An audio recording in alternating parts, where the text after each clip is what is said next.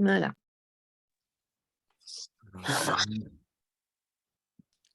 Vous avez obtenu une extension temporelle jusqu'au 28 février. Vous pouvez aller. Attendez une seconde, on est le combien aujourd'hui? Le 28, d'accord. Le 28. Ouais, parce que j'ai des problèmes de son. Ok. Pas de son, excusez-moi, de mémoire sur la plateforme sur la plateforme du Zoom. Mais il faut que je vide en fait les anciens cours. Ok, alors, donc, Boker Tov, on démarre le 11e chapitre du Tanya, et qui va nous parler cette fois-ci du côté inverse. C'est-à-dire jusqu'à présent, on avait pas mal parlé de celui qui mettait en avant le côté négatif de sa personnalité, le Nefesh Abahamit, et toutes les démarches à suivre pour pouvoir lutter contre cela. Hein, on avait vu, rappelez-vous, le rachat, c'était celui dont le mal était clairement exprimé à l'intérieur de lui-même et exprimé à l'extérieur. Ok, donc il était vraiment en lui-même et à l'extérieur de lui-même. Le Benoni, c'est celui dont le mal est exprimé, est en lui, mais qui ne parvient pas à s'exprimer. Donc il a un contrôle de ce qui se passe à l'extérieur de lui, par évidemment la mise en évidence du bien qui est en lui. Chez le tzaddik non parfait, on va le revoir aujourd'hui, justement, dans le chapitre 11, c'est celui chez qui le mal est simplement en puissance. Ça veut dire qu'il n'est même pas exprimé en lui-même. Mais comme il existe encore, alors on ne l'appelle pas encore tzaddik gamour. Et le tzaddik gamour, c'était au contraire celui qui avait inversé complètement le mal en bien et ses désirs les plus égocentriques, tournés vers lui-même, etc., eh bien, c'était complètement inversé en désir pour le divin. On avait pris l'exemple qu'on avait façonné un petit peu ensemble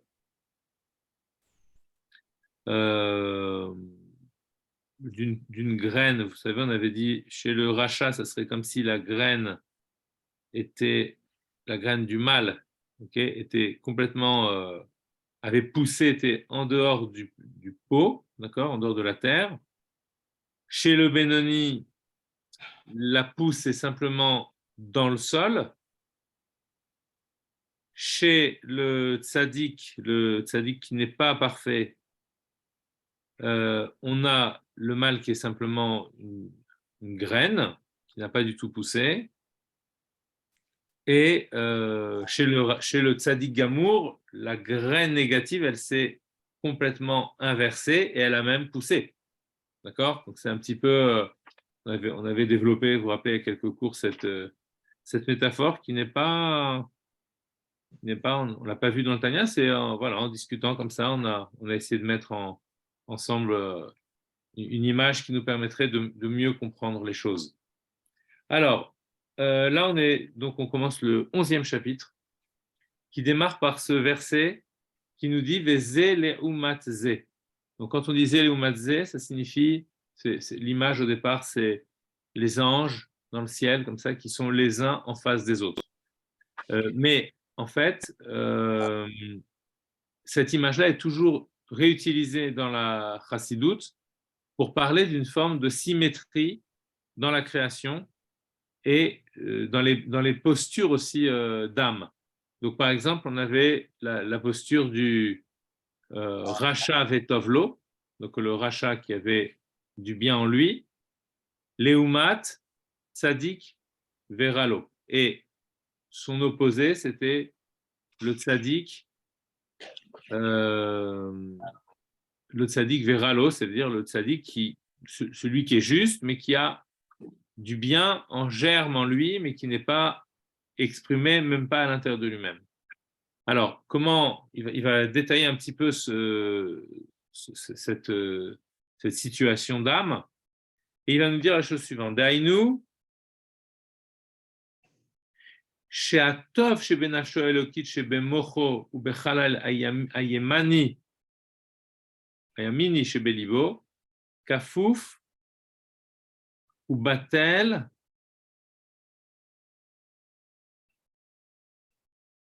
legabe ara me'aklipa shebechalal asmali. Donc, non, en fait, excusez-moi, il parle du Racha Vetovlo. Il parle du Racha qui a du bien en lui. D'accord? Donc, c'est pas parce que, voilà. Le Racha qui a du bien en lui, donc si on reprend le tableau, donc, ça veut dire qu'il y a du bien en lui aussi, mais que la dimension négative a pris le dessus sur la dimension positive. Donc à ce moment-là, ce qu'on pourrait faire par rapport à notre image, ça serait introduire la deuxième graine. Vous voyez? Celle qui est positive.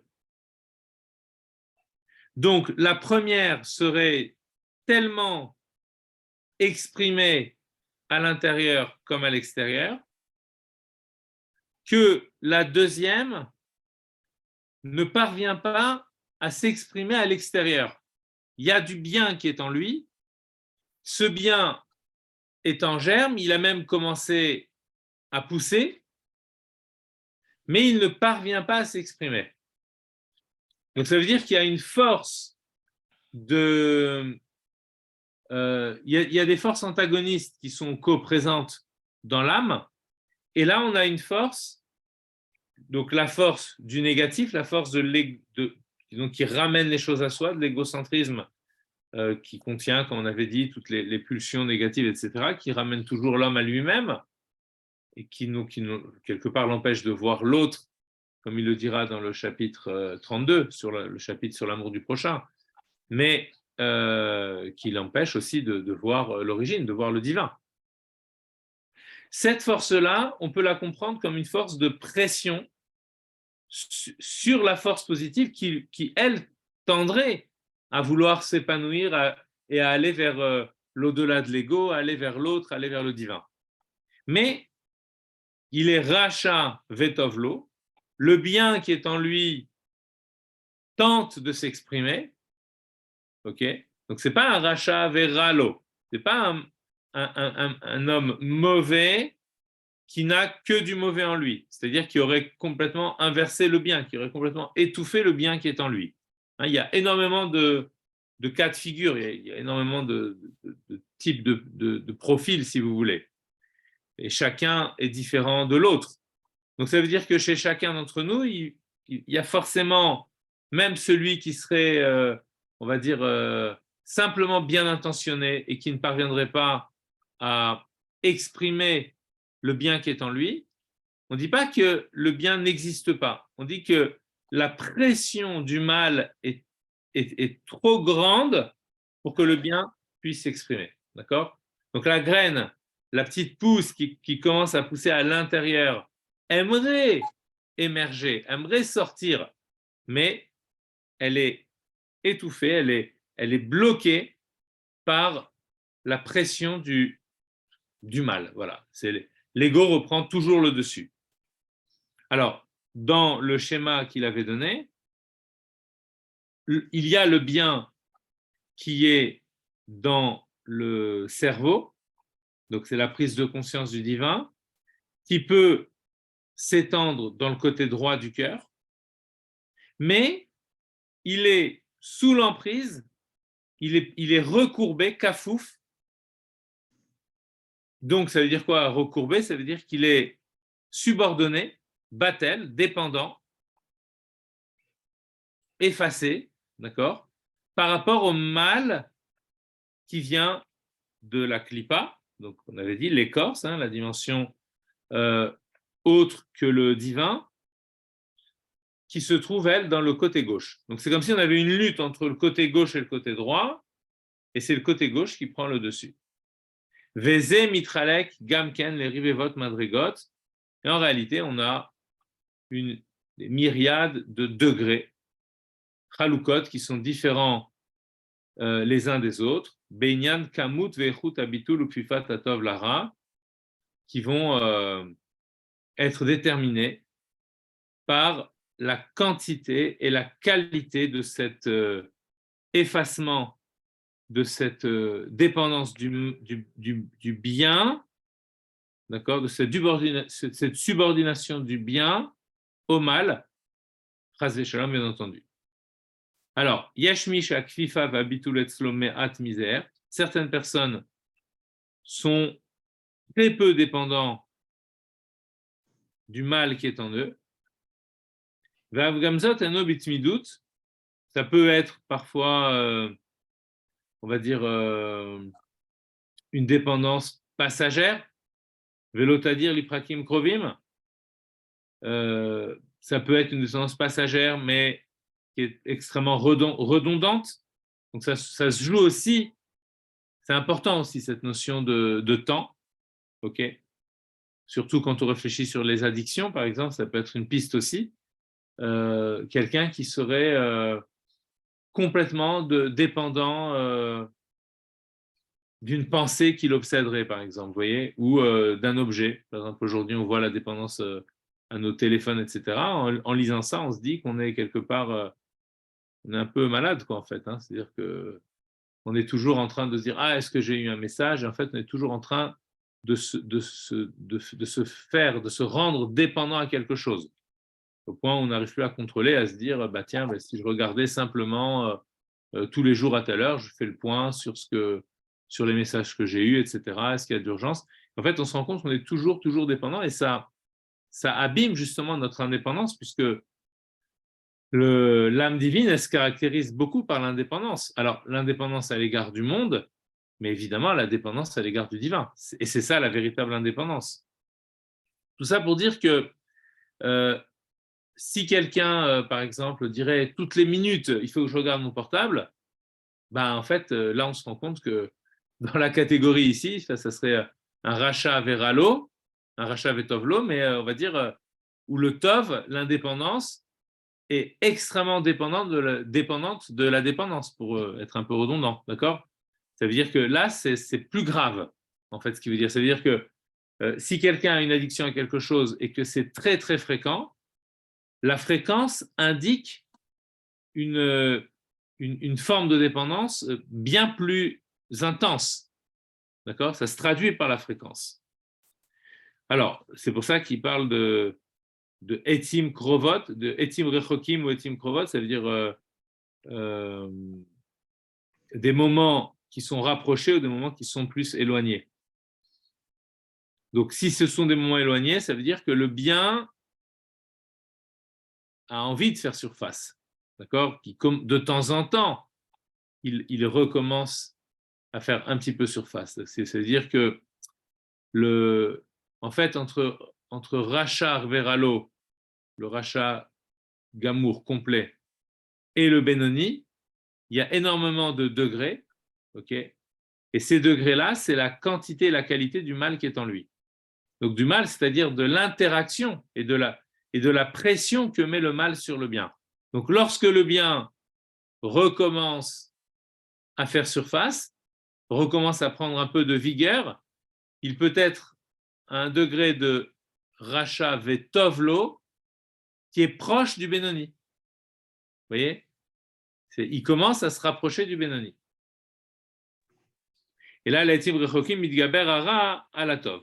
Donc parfois, le mal prend le dessus sur le bien, mais de temps en temps. Donc là, c'est un niveau qui est plus élevé. Kovesh et irktana, et il va conquérir la petite ville. Rappelez-vous, hein, on avait comparé le corps à une ville sur laquelle voudraient régner deux rois. Donc, parfois, c'est le roi mauvais qui prend le dessus. Parfois, c'est le roi bon. Donc, c'est la même chose. Il y a les pulsions égocentriques qui peuvent prendre le dessus de temps en temps. Et la plupart du temps, ce sont les pulsions positives qui nous poussent vers le haut, vers le divin. Donc ça, c'est un rachat vetovlo, mais où le tov est quand même, voilà, il a quand même une certaine force. Et là, mixato levat, chez Yessar le mishmaato, penaselo merkava ou levush, litlabeshbo, echan mishlosha levushea, aniskarim leel. Dainu o bemaase levad, לעשות עבירות קלות ולא חמורות, חס ושלום, או בדיבור לבד, לדבר אבק לשון הרע וליצנות קאי גוונה, או במחשבה לבד, הרהורי עבירה הקשים מעבירה. Alors ça va être aussi, ça va dépendre aussi donc de la façon dont le mal va s'exprimer. Parce que dans l'image là qu'on avait pris de la graine, de la pousse qui commençait à faire surface au-dessus du sol, enfin c'est une image qui est extrêmement restreinte, on ne peut pas tout mettre dans cette image. Mais ce qui ressort, en fait, la partie qui ressort, le mal qui commence à ressortir, c'est un mal qui va s'exprimer par la pensée, par la parole ou par l'action. Et là aussi, il y a une, comment dirais-je, un enjeu. C'est-à-dire que parfois, ça va être dans l'action que le mal va s'exprimer, c'est-à-dire au plus lointain. Parfois, ça va être, donc ça voudrait dire quoi? Poser une action dans le monde qui soit clairement en déséquilibre avec mon lien avec le divin. Donc là, je contamine tout mon être, d'accord? Jusqu'au bout des ongles, on va dire, jusqu'au corps vraiment, je l'engage dans l'action. Parfois, ça peut être uniquement dans la parole. Donc je me laisse aller à dire des choses mauvaises, du lachon hara, des paroles peu élogieuses sur l'autre. Ok? Donc là, c'est le deuxième vêtement simplement qui est contaminé et pas forcément le troisième qui est l'action. Ok? On peut parfois dire des choses mauvaises, mais le pire, c'est de faire des choses mauvaises contre l'autre. Donc c'est vraiment une atteinte plus forte, ok? Donc par la violence, par détériorer des choses qui lui appartiendraient, des intérêts qu'il aurait, etc., dans l'existence. Donc là, c'est beaucoup plus grave parce que j'ai mis en acte un désir. Donc ça s'exprime à 3 étages, si vous voulez. Là, c'est le 3e étage de l'expression. Donc c'est beaucoup plus grave, pensée, parole et action. Parfois, ça peut rester simplement dans la pensée, mais faut savoir qu'en réalité, quand c'est dans la pensée, c'est aussi très grave.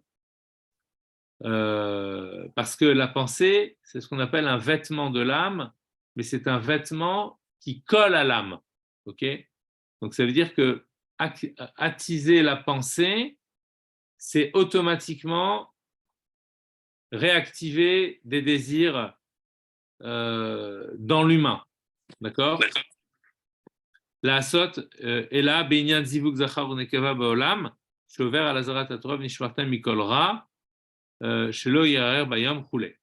Comme par exemple, il parle des pensées érotiques qui peuvent abîmer l'âme et la détourner, si vous voulez. Donc, la Torah nous enjoint de faire attention, de chasser ces pensées de notre esprit pour qu'on puisse rester serein et pas toujours voilà, enclin aux choses de la chair, si vous voulez. Alors, il précise bien, c'est intéressant cette remarque-là, quand ce qui concerne les relations, il dit pensez aux zivug, donc c'est les relations sexuelles, mais il dit dans le olam hazé, dans ce monde-ci. Parce qu'en réalité, la notion de zivug, de relation, elle peut se penser, et d'ailleurs les Mekoubalim évoquent souvent, pour parler des yichudim, pour parler des unions entre les différents degrés dans le divin, par exemple, l'union entre la chorma et la bina, ou l'union entre les sentiments divins et la présence divine, la parole qui est incarnée par les âmes juives, par l'origine des âmes juives, la Knesset Israël. Alors, il y a aussi une notion de zivug, mais là, on ne la pense pas dans le monde d'en bas. La pensée dans le monde d'en bas, ça détourne le cœur de l'homme et ça l'empêche ensuite d'être disposé à penser le divin. Donc, la Torah dit attention, là, ici, il y a une forme de déviation dans l'équilibre de l'humain. Maintenant, penser la notion de zivug dans les mondes d'en haut, c'est au contraire ce qui permet de rapprocher. Ok, ou évidemment, dans un couple qui doit s'unir, etc., pour renforcer leur amour et pour faire naître des enfants, etc., bien entendu qu'il faut y aller, mais en mettant aussi une gdusha, une sainteté dans cette union, dans ces pensées, etc. Bon, ce sont des sujets un petit peu complexes, mais qui sont intéressants à aborder aussi. Oshishat akosher la asok batora, vous mefane libo levatala, ou d'autres formes aussi, donc on reprend sur ces formes de détournement qui peuvent se produire dans le cœur. Donc là, il a pris vraiment l'extrême, okay, les pensées qui vraiment perturbent les hommes, au sens général, bien entendu. Mais il y a aussi d'autres choses, hein, pas besoin d'en arriver jusque-là. Par exemple, on peut être dans un moment idéal pour étudier et je laisse aller mon cœur à des futilités. Donc je laisse la distraction prendre le dessus sur le sérieux du moment.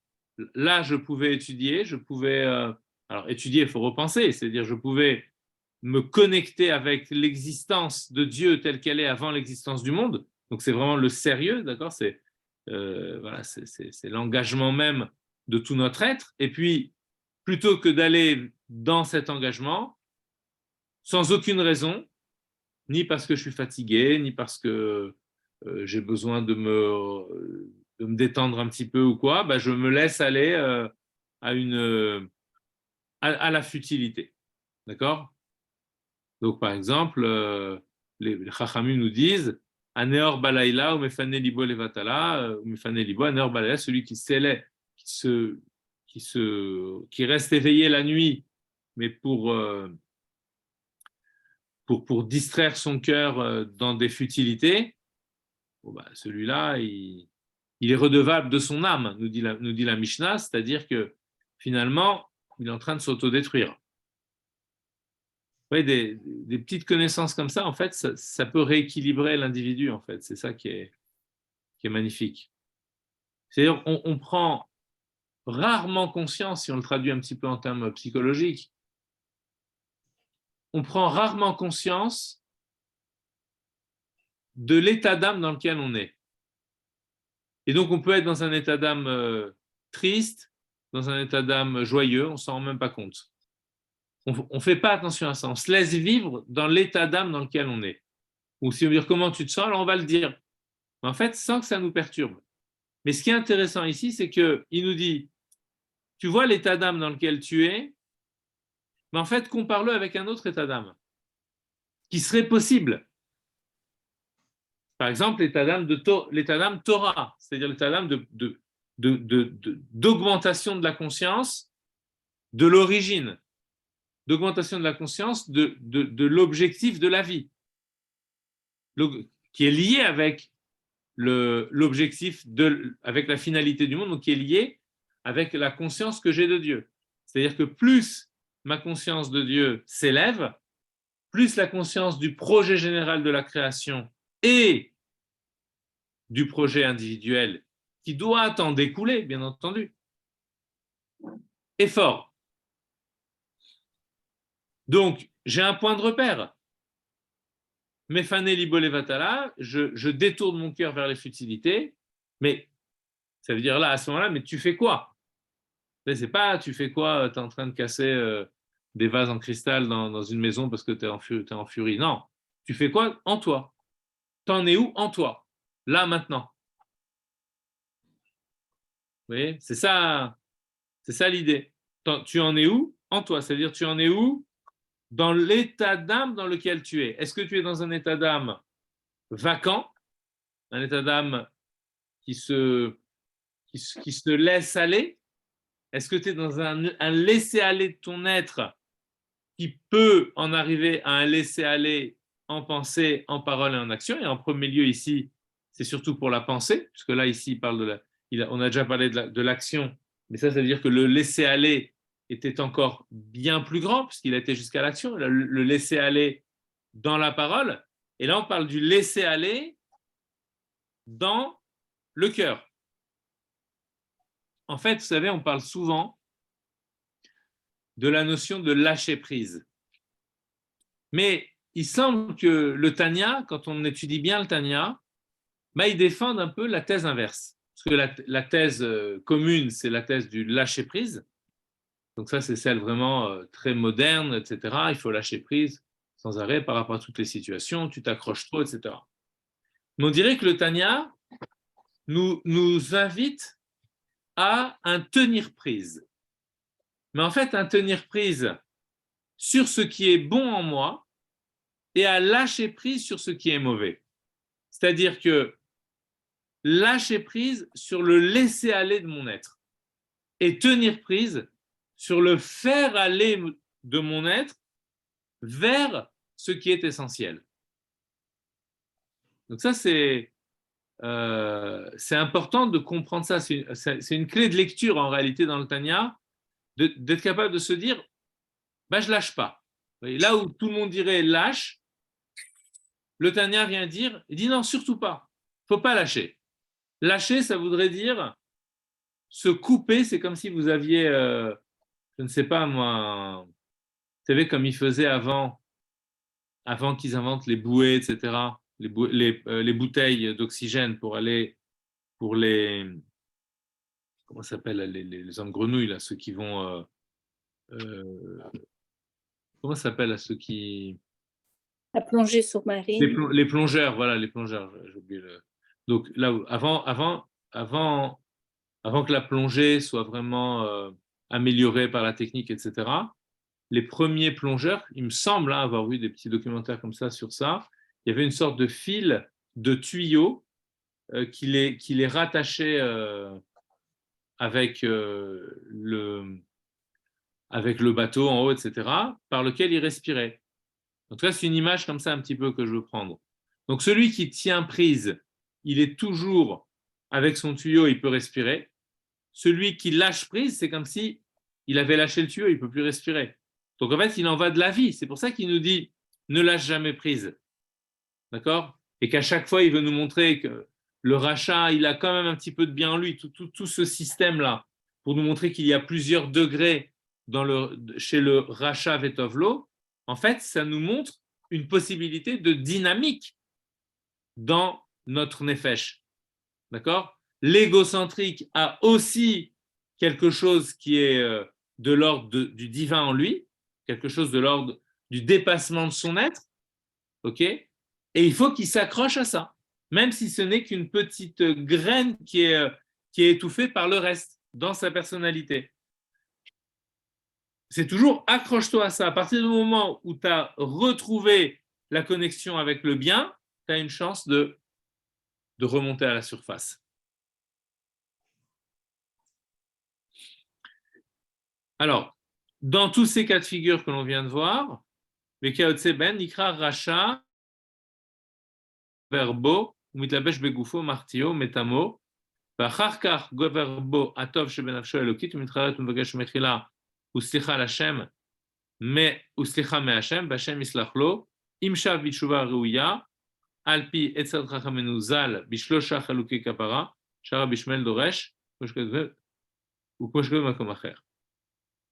Et donc, la personne a cette possibilité de faire ressurgir le bien en, par exemple, regrettant et en demandant le pardon à Hachem. Donc, et à ce moment-là, Hachem, s'il revient vers Dieu d'une façon convenable, alors Dieu le pardonnera. D'accord? Alors, qu'est-ce que ça veut dire cette notion de pardon? C'est quoi cette idée Dieu me pardonne? Je demande pardon à Dieu et Dieu me pardonne. Donc, en fait, notre âme, dans l'existence du monde, elle joue un rôle. Mais elle a cette... en fait, elle doit se sentir comme présente devant une instance suprême. Comme une forme de... Comme la Mishnah vous dit, vous savez, il y a une Mishnah qui dit « Sache qu'un œil te regarde ». Ça veut dire quoi? On dirait qu'on veut s'amuser à culpabiliser les gens, etc. et à les rendre dépendants d'un regard. Vous voyez, donc il y a aussi des choses pathologiques dans ce sens-là. Quand quelqu'un est toujours dépendant du regard des autres, il n'arrive pas à avancer. Qu'est-ce que c'est que ce regard qui regarde toujours?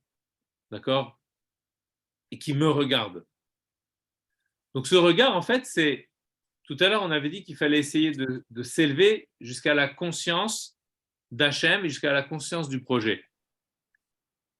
Mais en fait, ça, c'est mon élévation vers cette conscience du projet. Donc, j'élève ma propre conscience du projet.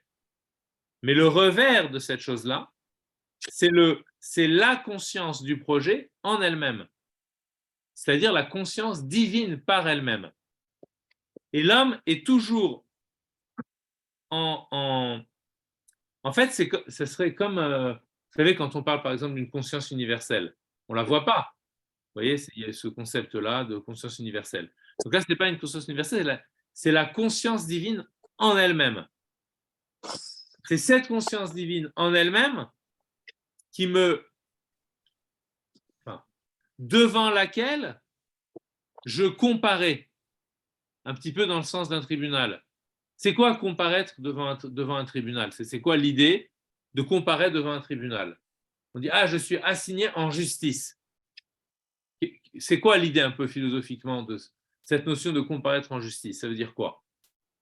Ça veut dire que, même dans un tribunal laïque, je parle, ça veut dire, il y a ce que les humains, si je prends dans le côté un petit peu laïque, ont établi comme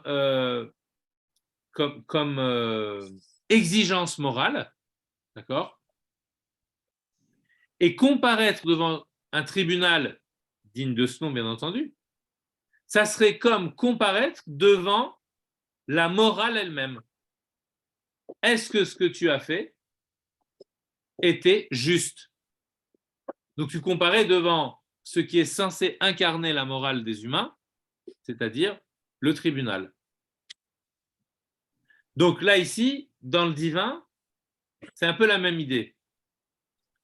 Ça veut dire que, est-ce que face à cette conscience absolue du divin qui se projette dans une réalité humaine afin de s'y manifester, afin d'y manifester en tout cas Dieu lui-même tel qu'il était avant la création, donc libéré de toute emprise.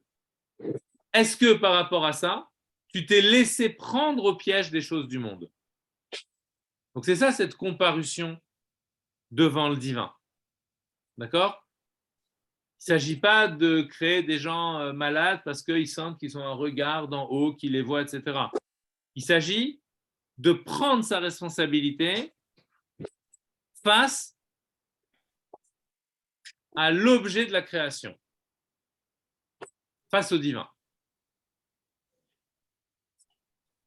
Voilà, pour expliquer un peu dans ce sens-là, pour pas que ça semble, comment dirais-je, oui, pour pas que ça semble infantile, si vous voulez. D'accord? Parce que c'est quand on lit ces textes-là, de prime abord, sans creuser le sens des mots, on peut avoir l'impression qu'on parle à des enfants, oh, attention, tu devras me rendre des comptes ce soir quand tu rentreras, etc., etc. Et on a l'impression vraiment qu'on déresponsabilise l'homme. Ok? Pour ça, je parle d'infantilisation. Mais c'est exactement l'inverse. Ce regard qui regarde l'homme dans ses actions, d'accord? Sache qu'il y a un regard qui te voit, une oreille qui entend, un regard et un œil qui voit. Cette oreille qui entend et cet œil qui voit, c'est la conscience divine, parfaite, du projet de l'existence et de la finalité de l'existence, c'est-à-dire faire que le divin soit manifeste, réside dans le monde. Donc maintenant, mon regard et mon projet de vie personnel, qu'est-il face à ce projet, face à cette conscience-là? D'accord? D'où cette notion de pardon. Cette notion de pardon, elle signifie quoi? Que je me remets en phase avec ce projet. Je me sens à nouveau en phase avec ce projet. C'est ça l'idée de pardon. Quand on dit Selach lanu, avinu kichatanu, pardonne-nous car nous avons fauté. Fauté, ça signifie chet en hébreu, c'est aussi l'idée de déviation. Donc tu me pardonnes parce que je me suis dévié, ça veut dire que tu m'aides à me remettre dans la direction du projet de la création. Alors, Veyesh mi she'ara goverbo yoter ou mitlapshim bo kol shlosha levushim shel hara ou martio be'averot hamurot yoter ou be'etim krovim yoter. Et alors, il continue à faire, c'est vraiment, on pourrait mettre, vous voyez là, si vous avez le texte avec moi, vous voyez que tout se suit. D'accord? Le texte, c'est comme ça que les Rébim ont écrit. Ce sont des textes où toutes les lignes se suivent. Il y a une continuité dans le texte. Okay? Si on voulait réécrire de prétendre une chose pareille, mais ça veut dire, pour clarifier les choses, il faut essayer de comprendre que à chaque fois, le Admor HaZaken analyse des cas. D'accord? Donc, on pourrait dire alinéa temps à chaque fois, vous voyez? N'oublions pas que le Admor HaZaken, avant d'avoir écrit le Tanya, dans sa jeunesse, il avait écrit un Shulchan Aruch. D'accord? C'était le Maguid de Mezerich qui lui avait demandé d'écrire le Shulchan Aruch, c'est-à-dire un code de loi. Donc, même dans le Tanya, on sent encore cet impératif, j'allais dire, juridique, dans le sens d'une forme de casuistique, si vous voulez, d'une forme de réflexion sur des cas. Okay? Comme le Shulchan Aruch est écrit comme ça. Le Shulchan Aruch, c'est à chaque fois des cas de figure. Si mon étrog a un petit trou, s'il a une tache, etc. Donc à chaque fois, ce sont des cas de figure. Et là aussi, dans sa façon de nous expliquer les différents degrés d'état d'âme, eh bien, il procède aussi par des ramifications comme ça qui se tiennent par une casuistique. C'est-à-dire, à chaque fois, c'est des cas. Okay? Et en fait, c'est par l'analyse des cas qu'on comprend les idées qui sous-tendent et qui gèrent ces cas. Okay? Donc là, on en a étudié quelques-uns. Hein, le cas de celui qui aura laissé le mal aller que jusqu'à l'action. L'autre, celui qui n'aurait laissé le mal que jusqu'à la parole. Après, le cas de celui dont le mal est dans la pensée. Les cas comment dirais-je, de laisser aller, etc. Les différents degrés de laisser aller. Voilà. Et puis, globalement, tout ça, ça faisait partie du cas du Racha Vetovlo, le Racha qui a le bien en lui. Et puis, finalement, les différents sous-cas, sous-catégories, okay, c'est-à-dire à quel degré le mal est présent en lui. Et on avait vu le grand cas du mal qui est présent de façon sporadique, okay, et avec une forme de regret entre les phases négatives. Okay, donc c'est un petit peu sinusoïdal. Donc on va dire qu'il a des pointes de bien, ou on va dire l'inverse ici, des pointes de mal, puis après ça redescend, le bien reprend un petit peu le dessus, puis après ça remonte, etc. Okay? Et là, il va nous parler d'un cas de figure. V'yeshmi she'ara goverbo yoter. Il y a des gens chez qui, justement, le mal est plus prégnant, et plus fort. Et il va se revêtir dans les 3 vêtements, okay, pensée, parole et action, shalara, ou marti au be'averot, il va tellement être présent en lui, ses pulsions sont tellement fortes et il en a tellement conscience dans sa pensée qu'il en parle et qu'il va finir par se mettre par passer à l'acte et même faire des choses qui peuvent être d'averot amoureux, des choses qui sont vraiment extrêmement graves par rapport aux critères de Torah dont on a parlé tout à l'heure. Donc, ils vont abîmer encore plus son nefesh et l'éloigner encore plus de l'état d'âme idéal. Yoter ou Betim Krovot. Et sur le plan de la temporalité, ça va être à des moments davantage qui sont rapprochés davantage. Arbentaim mitraret. Mais voilà que même si c'est rapproché, il a quand même du bien. Comment je vois qu'il a du bien? On a dit que c'est un rachat ve tovlo. Tovlo. Comment je vois qu'il a du bien? Il reste encore tovlo. C'est peut-être le plus bas degré du tovlo, mais je me rends compte que entre les phases qui peuvent être très longues de laisser aller, il y a des petits moments, même vraiment infimes, mais des petits moments de regret, des petits moments de prise de conscience où il se dit là ça va pas. Ou baimlo irure tchouva, il a même des ruminations de tchouva qui lui apparaissent. D'où cela vient-il? Miprinat a tov chez benafsho, du bien qui est dans son âme. Chez Midgaber Ktsat, vous voyez, qui se débat un petit peu, qui essaye de prendre un petit peu le dessus, Bentaim, entre ces phases très fortes de crise, mais qui ne sont plus des crises, ce sont des crises installées, si vous voulez. Donc on va dire, comment ça s'appelle? Ça, c'est du chronique. C'est chronique, vous voyez. Donc c'est chronique, mais il y a des petits moments comme ça, des petites failles dans cette chronicité, justement. C'est là, il faut en profiter. Et là, chez Ein lo idgabrut kol kach lenasach et hara, mais ce débattement du côté bien de l'âme n'est pas assez puissant pour pouvoir surmonter la force, la prégnance du mal qui est en lui, de cet ego qui est toujours là, fort, dominateur. L'ifroche mechatav, il ne parvient pas à se détourner, à s'écarter de ses détournements, d'accord, de ses fautes.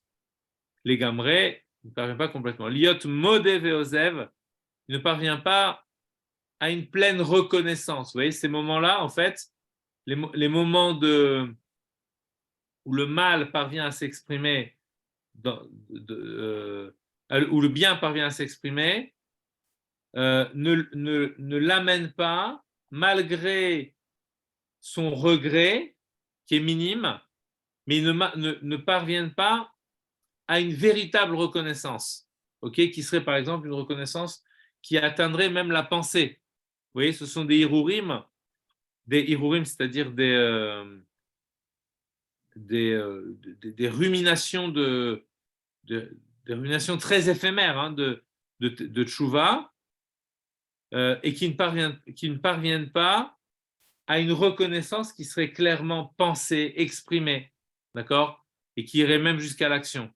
Ça reste vraiment très confiné dans son cœur. Ça émerge un petit peu, mais pas suffisamment pour pouvoir vers ozev, c'est-à-dire pour pouvoir laisser le comportement ancien. Alors,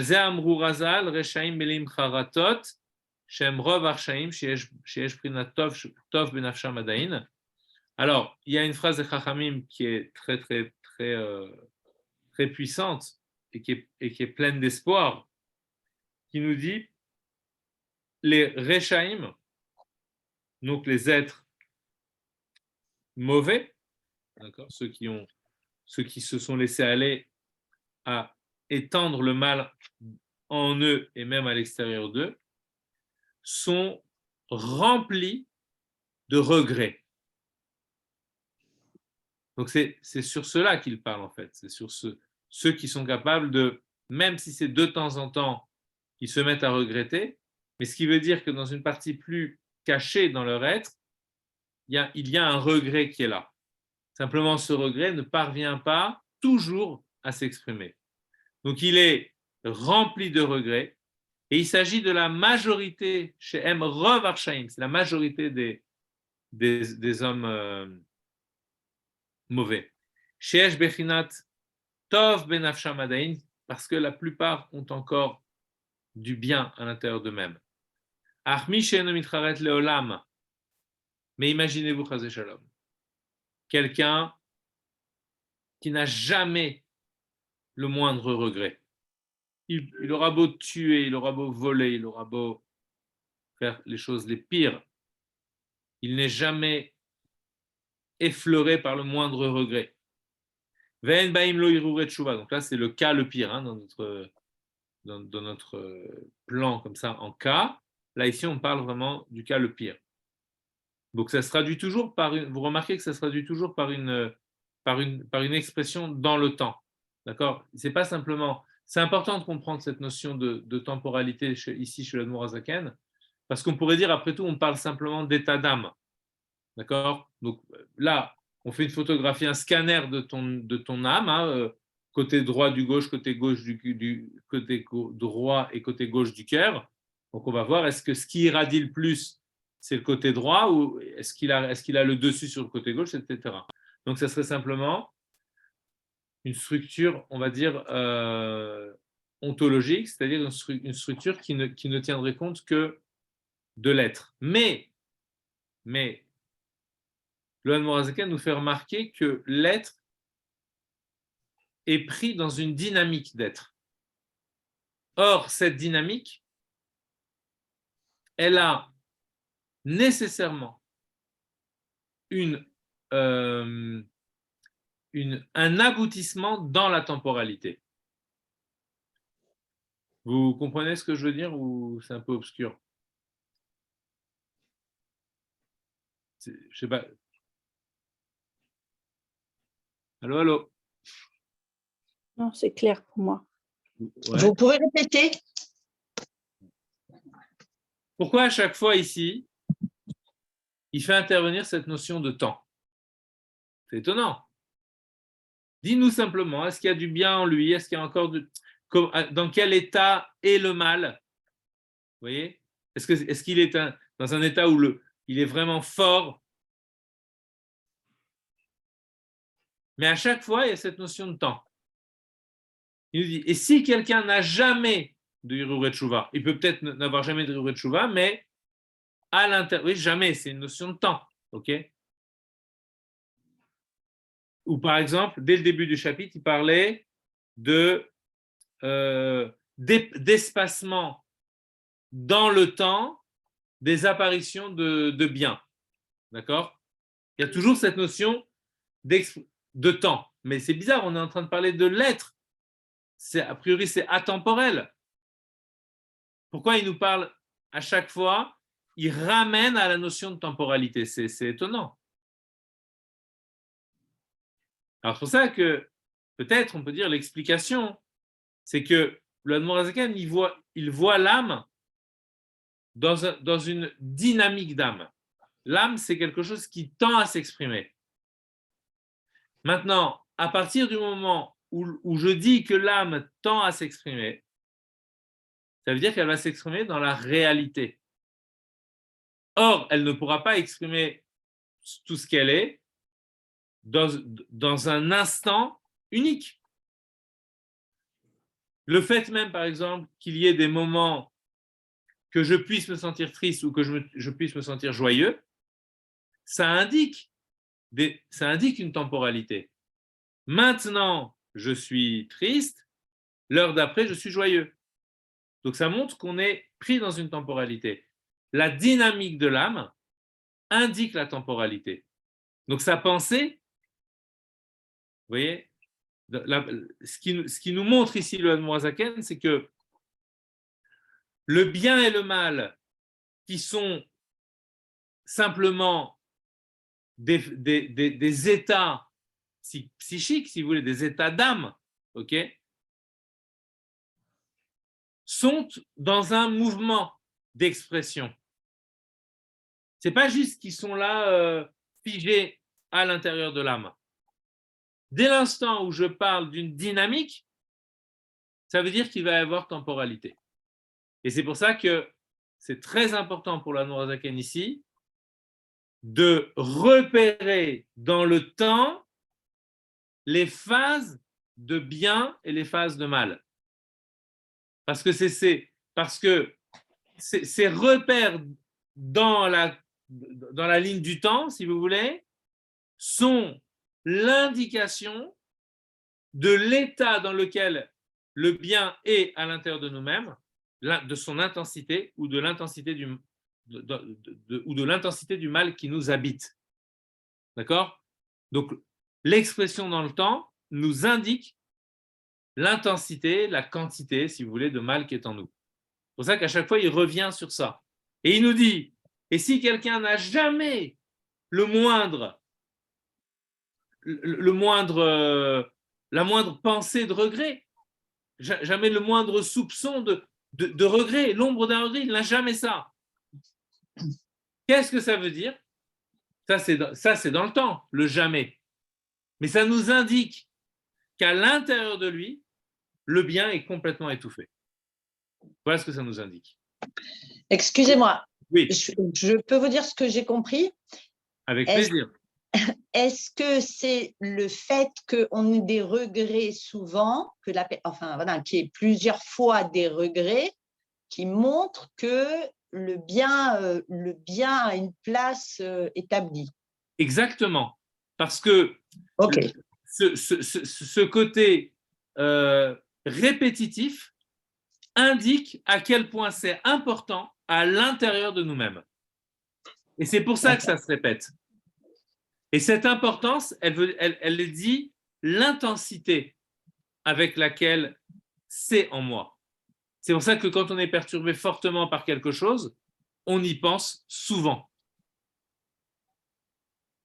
Si ce n'est pas important, on n'y pense pas souvent.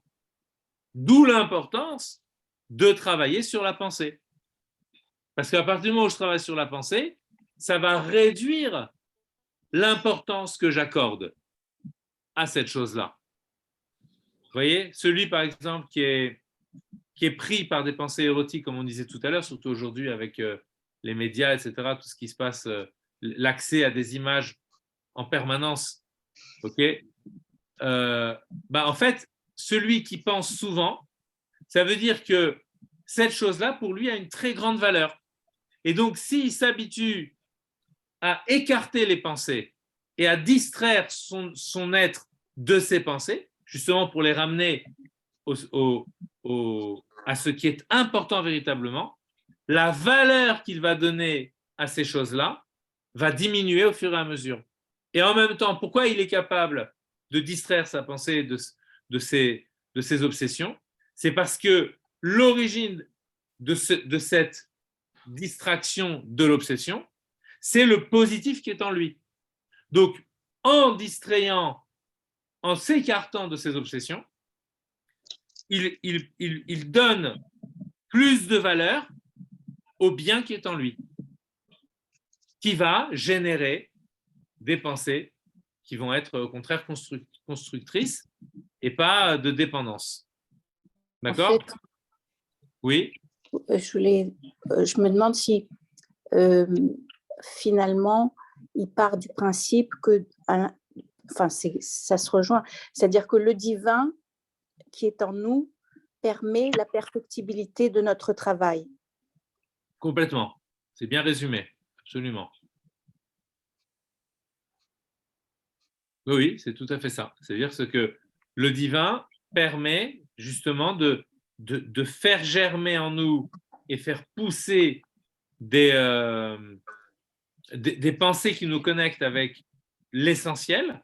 On ne revient pas sur ça, il faut toujours l'avoir présent à l'esprit. C'est Dieu tel qu'il est avant la création du monde, etc., tel qu'il n'est pas perturbé par le monde, etc. Et c'est ça qui doit être l'essentiel, c'est ça la finalité qui consiste à révéler le divin dans le monde. Alors, juste pour finir le chapitre de Mangomal, on était vite aujourd'hui, mais voilà, on a fait un chapitre entier, Baruch Hashem.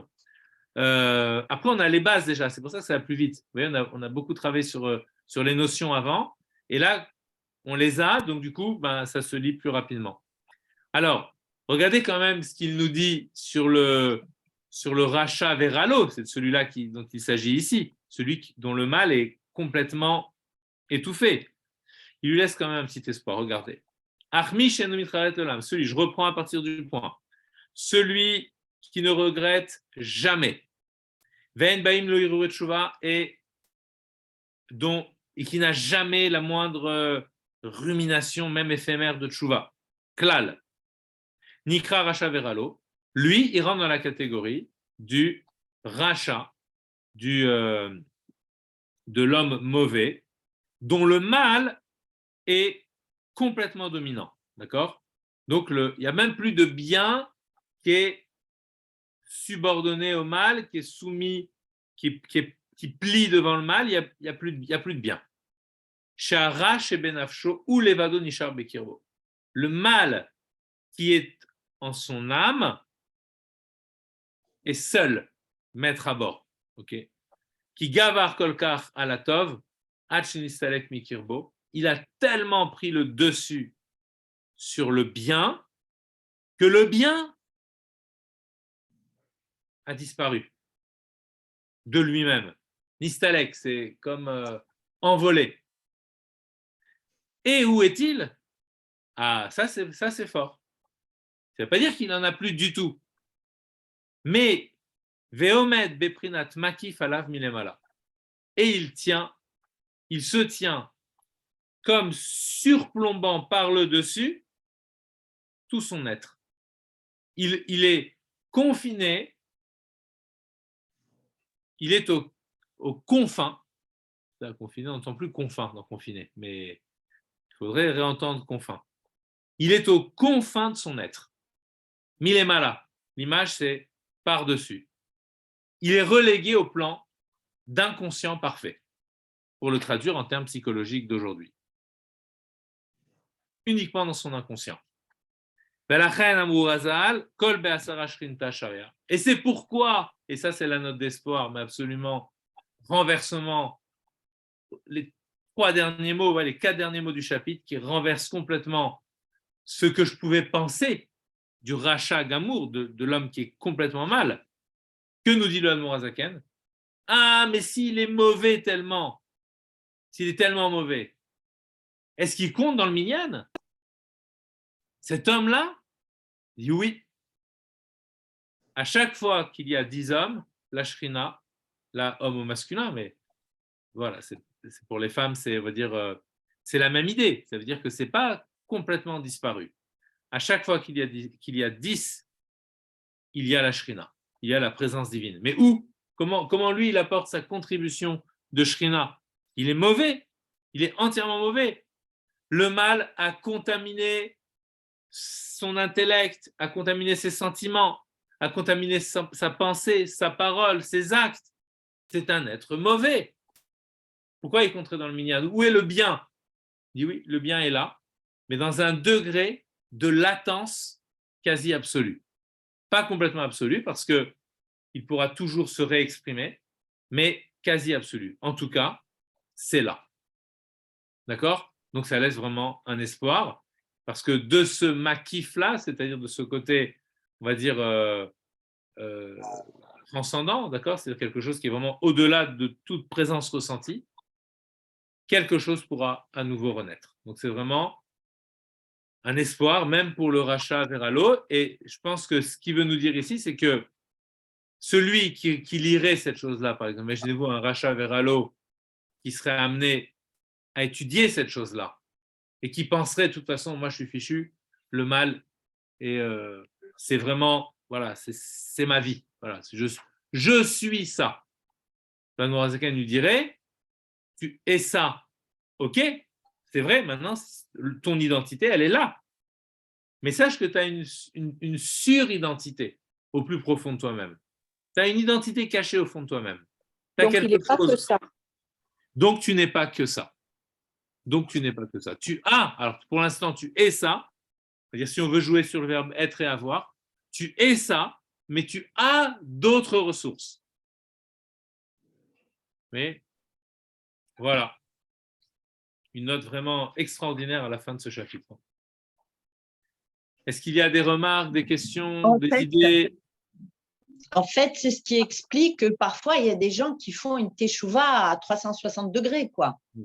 Tout à Du coup. jour au lendemain. Du jour au lendemain. Du jour au lendemain, ce côté makif-là, parce qu'en vérité, il travaille, ce côté inconscient. Ça continue à travailler parce que l'âme divine, elle est toujours là. Même si elle a été comme chassée du corps. Mais elle est là, elle s'accroche, elle continue à être là. Et parfois, un petit coup de pouce d'en haut, et ça, tout revient. Absolument. Ouais, ouais. Ok. Voilà. Très bien, très beau. Ok. Shavuot Allez, tov. alors la semaine prochaine, c'est Purim. Ah oui, c'est vrai. Ah oui, donc il n'y aura pas de cours. Bah oui. Donc voilà, donc un bon Purim, on sera sûrement en train d'écouter la Megillah à cette heure-ci. Donc on dit on se retrouve dans 2 semaines alors, Bezrat Hashem. Okay. Et un joyeux Purim à tout le monde. Merci Voilà. beaucoup. Merci pour Allez, vous. au revoir. Au revoir. Merci. Merci.